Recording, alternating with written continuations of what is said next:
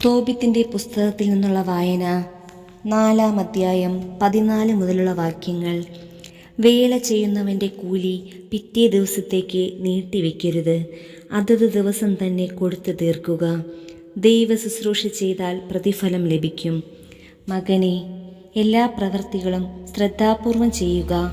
നിന്റെ പെരുമാറ്റം ചിട്ടയുള്ളതായിരിക്കണം. നിനക്ക് അഹിതമായത് അപരനോടും ചെയ്യരുത്. അമിതമായി മദ്യപിക്കരുത്. ഉന്മത്തത ശീലമാക്കരുത്.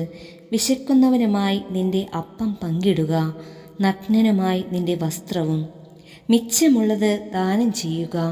ദാനധർമ്മം ചെയ്യുന്നതിൽ മടി കാണിക്കരുത്. നീതിമാന്മാരുടെ ശവകുടീരത്തിങ്കൽ അപ്പം വിതരണം ചെയ്യുക, പാപികൾക്ക് കൊടുക്കരുത്. വിവേകമുള്ള ഏതൊരുവനിലും നിന്ന് ഉപദേശം തേടുക, സതുപദേശം നിരസിക്കരുത്.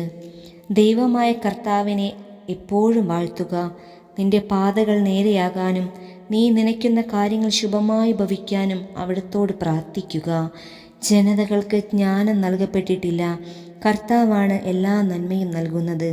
അവിടുന്ന് എളിമപ്പെടുത്തണമെന്ന് വിചാരിക്കുന്നവനെ അങ്ങനെ ചെയ്യുന്നു. അതിനാൽ മകനെ, എൻ്റെ കൽപ്പനകൾ അനുസ്മരിക്കുക. അവ നിന്റെ മനസ്സിൽ നിന്ന് മാഞ്ഞു പോകാൻ അനുവദിക്കരുത്.